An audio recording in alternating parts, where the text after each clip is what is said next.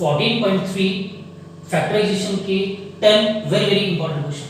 Okay, तो देखिए class 8 chapter है आपका फैक्टराइजेशन 14.3 और आपको पता है 14.3 में जो भी क्वेश्चन है वो सारे डिवाइड की से रिलेटेड है। तो यानी कि जिस जो मैं अभी 10 क्वेश्चंस बताने जा रहा हूं वो डिवाइड के ही क्वेश्चंस हैं। ओके, तो सिर्फ और सिर्फ एनसीईआरटी के 14.3 के 10 वेरी इंपॉर्टेंट क्वेश्चंस। ओके, तो देखिए फर्स्ट क्वेश्चन मैं शुरुआत करूंगा बिल्कुल आसान क्वेश्चन से और धीरे धीरे धीरे मुश्किल क्वेश्चन आएंगे और वैसे ही धीरे धीरे इंपॉर्टेंट क्वेश्चन आते चले जाएंगे। यानी कि पहले जो होंगे वो थोड़े कम इंपॉर्टेंट होंगे, लेकिन जैसे जैसे मैं आगे बढ़ता चला जाऊंगा इंपॉर्टेंट से मोस्ट इंपॉर्टेंट क्वेश्चन की ओर बढ़ते जाएंगे। ओके, तो सबसे पहला क्वेश्चन जो है हमारा वो क्या है, कहता है डिवाइड, आपको डिवाइड करना है पॉलिनोमियल को और वो पॉलिनोमियल है आपके पास 8x³ y² z² plus x³ y³ z² plus x² y² z³ को डिवाइड करना है आपको 4x³ y² z²। ओके, तो देखिए बीच में कई बार क्या होता है वीडियो थोड़ी ब्लर होती है, सो प्लीज माइंड ना करना, वो कुछ एक सेकंड के लिए ब्लर होगी, ज्यादा देर के लिए नहीं होगी। ओके, तो देखिए इसको डिवाइड करने के लिए देखो आपने 14.12 में पढ़ा था कि कॉमन कैसे निकालते हैं, है ना। तो सबसे पहले क्या करना होगा, हमें इन सब में देखना होगा कि कॉमन क्या आ रहा है। ओके, तो देखिए यहाँ पर x³ है, यहाँ पर x² है, यहाँ पर भी x² है, मतलब x² यहाँ पर भी है, x² यहाँ पर भी है और x³ यहाँ पर भी है। तो कहने का मतलब है x² लीस्ट है वो सब में कॉमन आ जाएगा। ओके, तो x² common, same y² y³ y², तो y² भी कॉमन आ जाएगा, ऐसे ही z² भी कॉमन आ जाएगा। ओके, तो यहाँ पे x³ में से जब x² बाहर चला जाएगा तो यहाँ पे बचेगा सिर्फ और सिर्फ x, y² बाहर आ चुका है, z² बाहर आ चुका है, चाहो उसको ऐसे ऐसे करके आप देख सकते हैं। ऐसे ही यहाँ पर x² बाहर आ चुका है, z² बाहर आ चुका है, y³ में से y² बाहर आ चुका है, तो यहाँ पे बचेगा सिर्फ और सिर्फ y, सेम यहाँ पर z। ओके, यानी कि आपने क्या करा, इन सब में से x² y² z² तीनों टर्म में से कॉमन ले लिया, वो कॉमन बाहर आ गया, यहाँ पे बचा x, यहाँ पर y और यहाँ पर z बचा, जिससे डिवाइड करना है हम उसको अपॉन में लिख देंगे, वो है हमारे पास 4x² y² z²। ओके, अब 4 1 जा 4 2 जा ये कैंसिल होगा और ये सेम है, ये सारी कैंसिल हो जाएगी, तो आंसर बचा आपके पास 2 ब्रैकेट में x plus y plus z, ये आपका आंसर है। ओके, बहुत सिंपल छोटा सा क्वेश्चन है ना, तो ज्यादा मुश्किल नहीं है, दोबारा बताने की जरूरत नहीं है ना। तो देखें क्वेश्चन नंबर 2, क्वेश्चन नंबर 2 जो है उसमें भी आपको डिवाइड करना है, क्योंकि सारे क्वेश्चन में डिवाइड है, मैं लिख नहीं रहा, अदरवाइज मुझे ऐसे लिखना पड़ेगा divide 2x³ plus divide sorry यहाँ पर है x³ plus 2x³ plus 3x bye 2x। तो देखो ये क्वेश्चन आएगा वो इसी फॉर्म में आएगा ना, सभी क्वेश्चंस आपको ऐसे ही होंगे। तो देखिए यानी कि आपको करना क्या है, x³ plus 2x² plus 3x, इसको ब्रैकेट में लिखना, को डिवाइड कीजिएगा 2x। देखो इस क्वेश्चन को करने के दो तरीके हैं, एक तो बाय टेकिंग कॉमन, आप कॉमन निकाल सकते हैं, दूसरा सिर्फ आप कॉमन में लिख के भी डिवाइड कर सकते हैं, है ना। तो चलिए कॉमन वाले मेथड से ही देखते हैं। देखो यहाँ पे x³ है, यहाँ x² है, यहाँ पर भी x है, तो x सब में से कॉमन आ सकता है और वो कॉमन आपने बाहर लिख लेना है। अब x³ में से x को, x का मतलब होता है x की पावर 1 बाहर आ चुका है, तो यहाँ पे बचेगी x², यहाँ पर 2x और यहाँ पर just 3।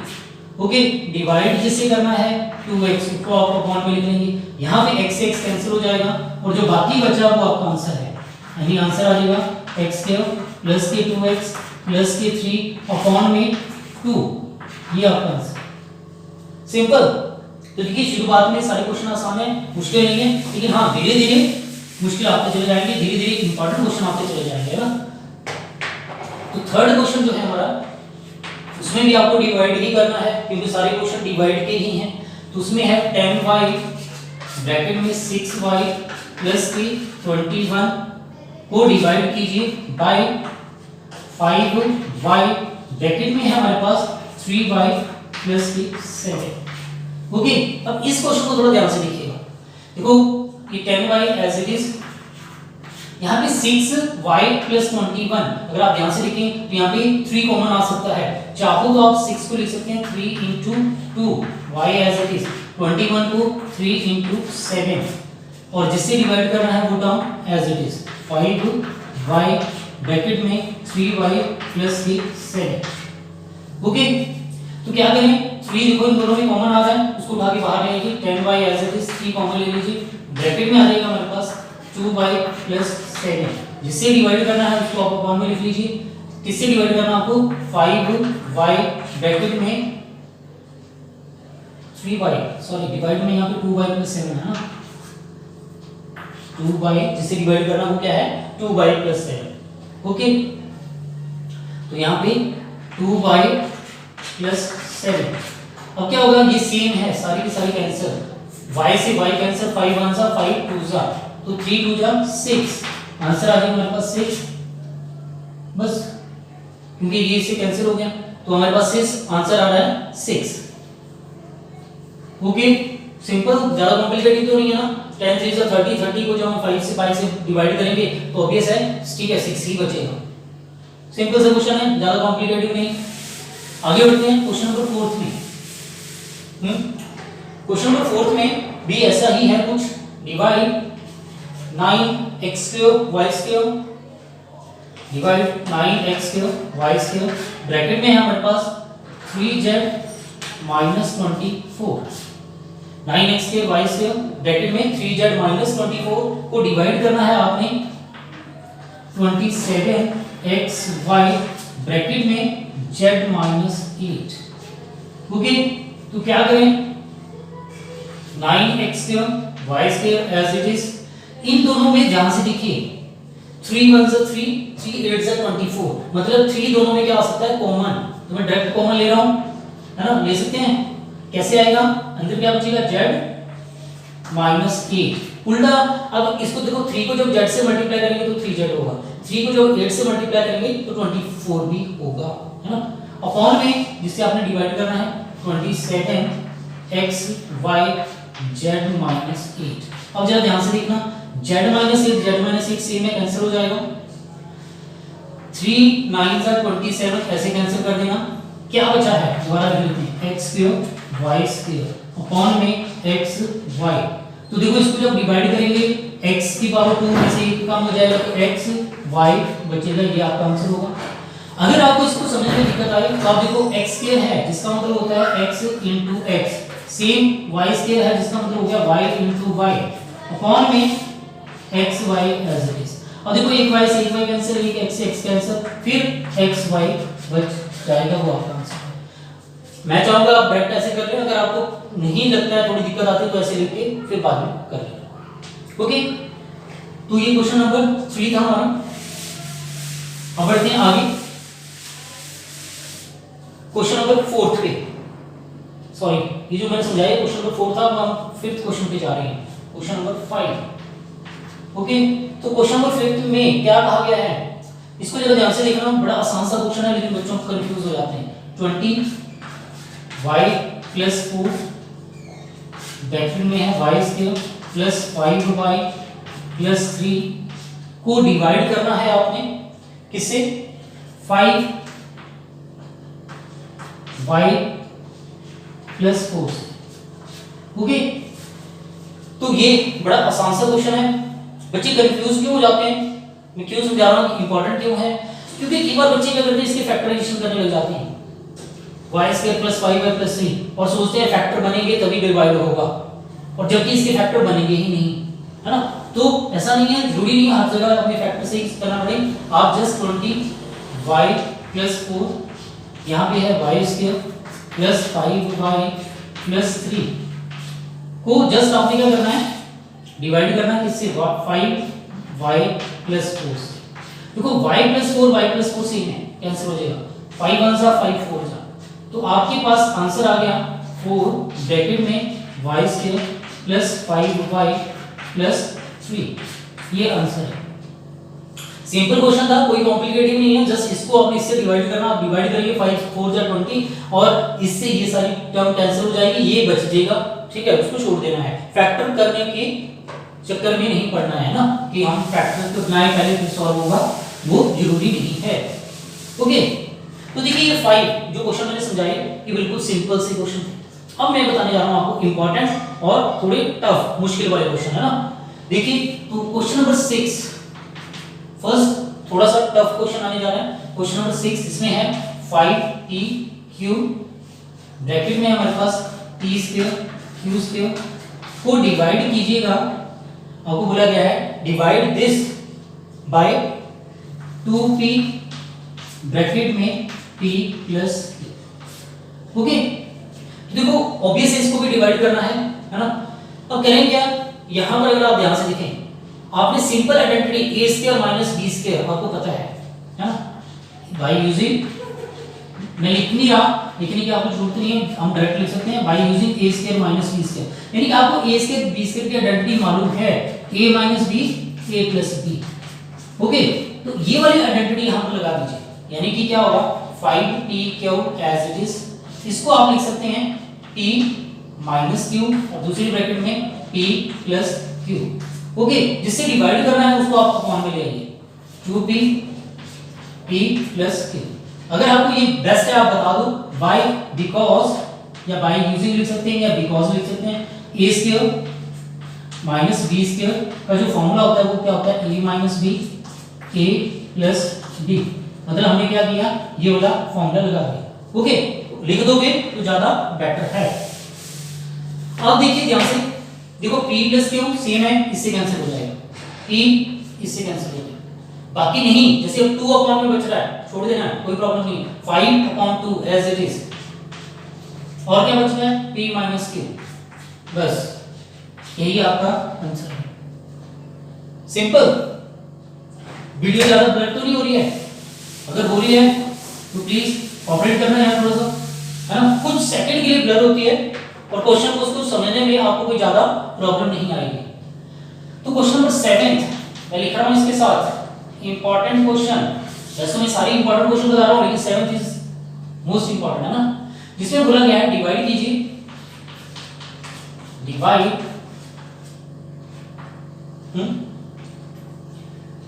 m square minus 14m minus के 32 बाय m प्लस 2। ओके, तो सिंपल इसको डिवाइड करना है, तो लॉन्ग डिवीजन मेथड से हमें डिवीजन फिलहाल 8th क्लास में नहीं है, तो हमें क्या करना पड़ेगा, ऑब्वियस इसके फैक्टर बनाने पड़ेंगे।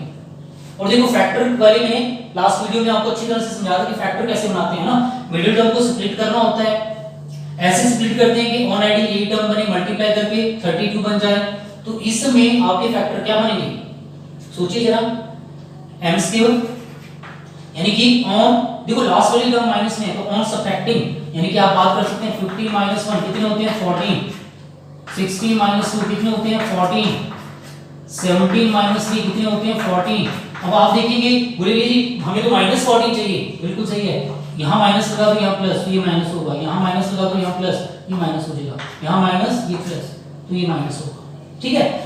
और दूसरी बात है यानी कि ऑन सब्ट्रैक्टिंग कैसे, जब लास्ट में माइनस है तो आप ऑन सब्ट्रैक्टिंग सब्ट्रैक्ट करके चेक करेंगे कि माइनस 14 कैसे कैसे आ रहा है, तो ये ऐसे आ सकता है और बहुत ज्यादा बन सकते हैं।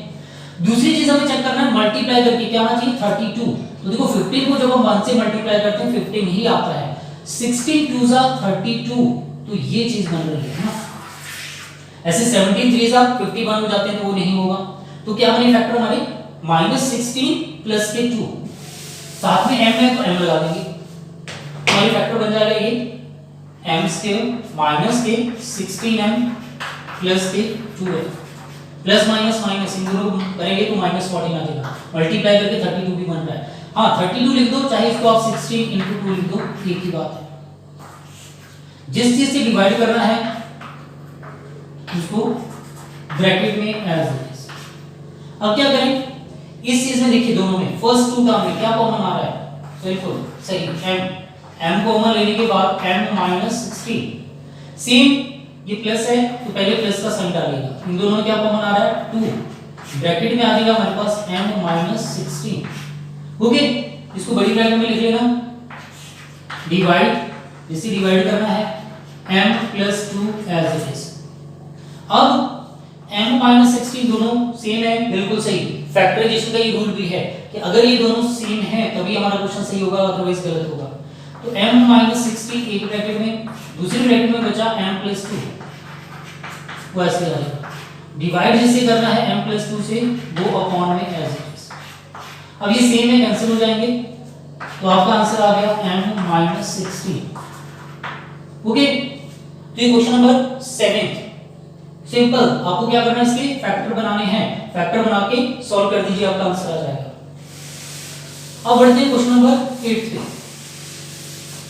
देखो ये लास्ट वाले 4 क्वेश्चन है ना, these are very very important है ना।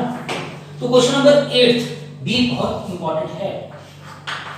क्वेश्चन नंबर 8 में क्या कहा गया है, 39y क्यूब, 39y क्यूब, साथ में है 50y स्क्वायर माइनस के 98। इसको आपने डिवाइड करना है 26y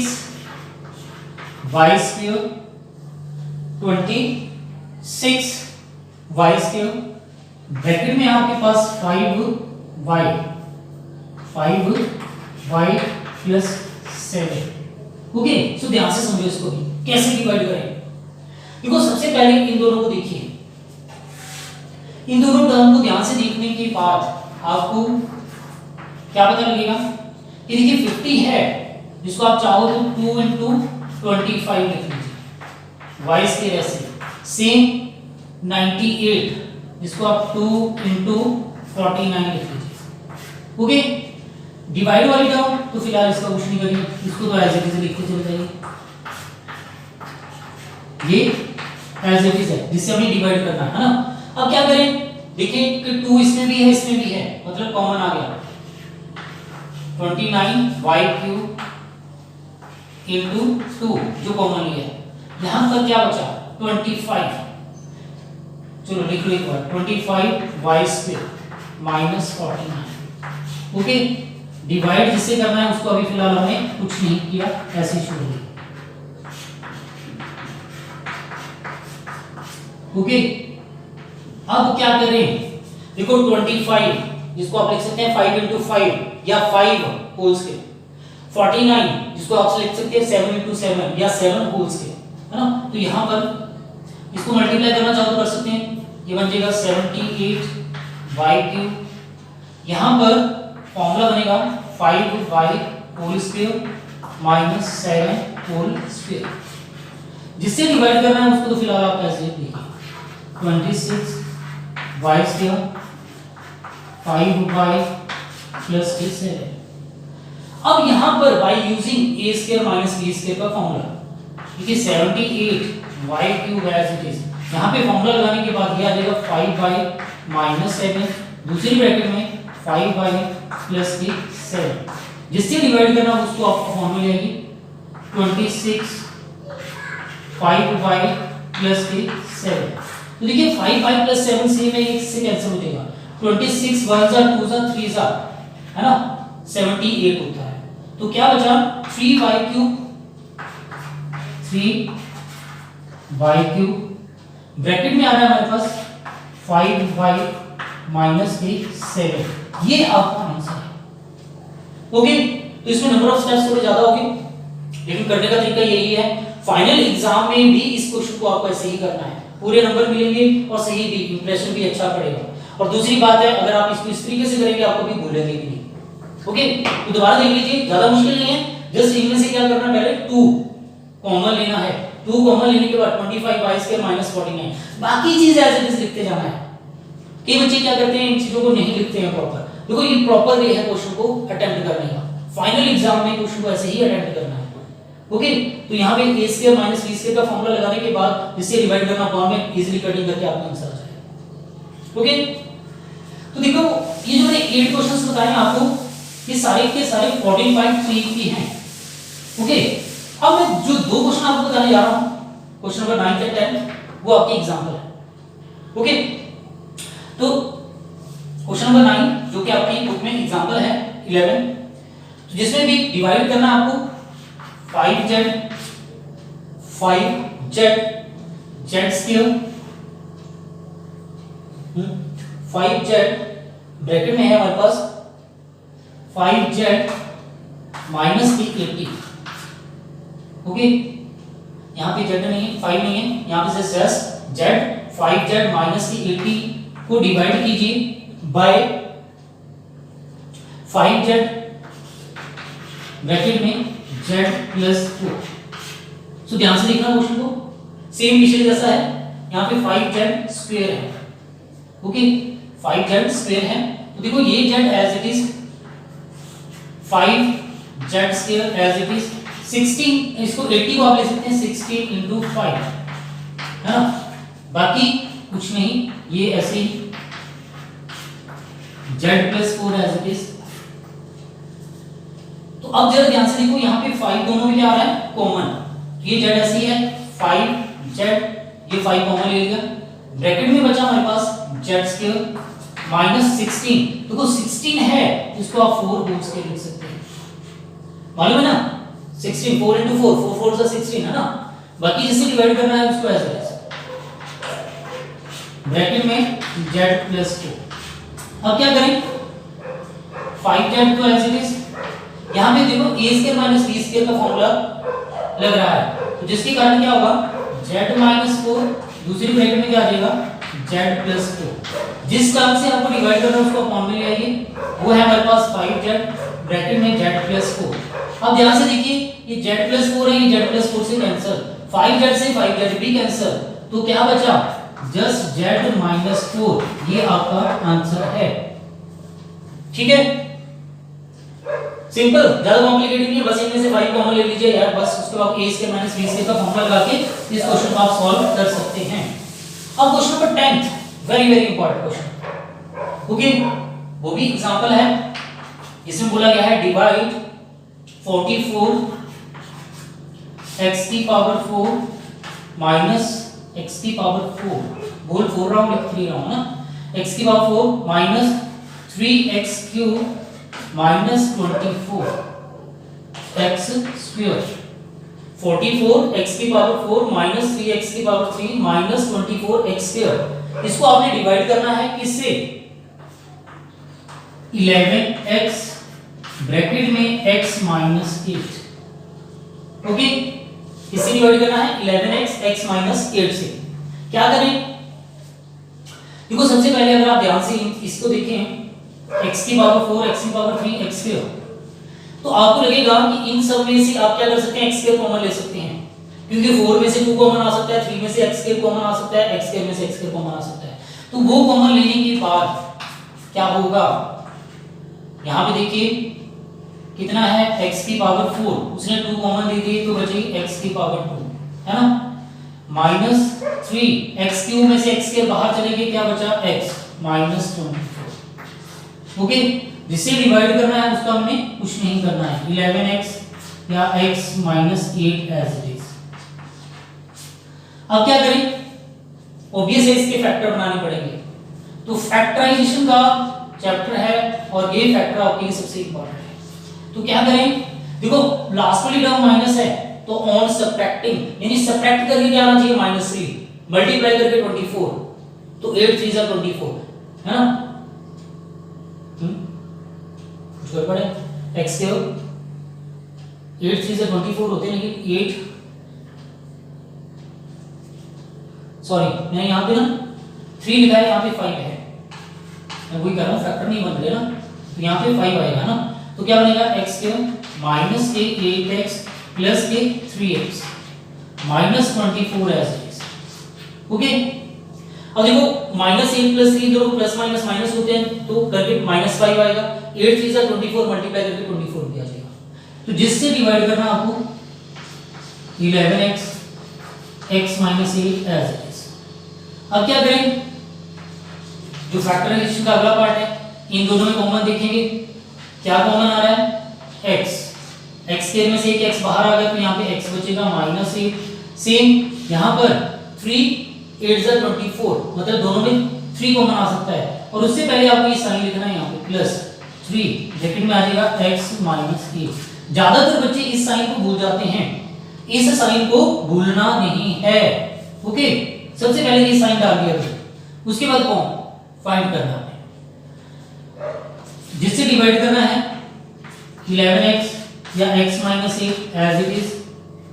ओके, अब क्या करें 44x3, यहां से देखो x माइनस 8 एक ब्रैकेट में आ जाएगा, दूसरी में जो बचा x प्लस 3, और जिससे आपको डिवाइड करना है उसको आप अपॉन में लिख लीजिए 11x x माइनस 8। ओके, तो ये x माइनस 8 से x माइनस 8 फुली कैंसिल हो जाएगा, 11 1 जा 11 4 जा, और एक x इससे कैंसिल होके x बच जाएगा।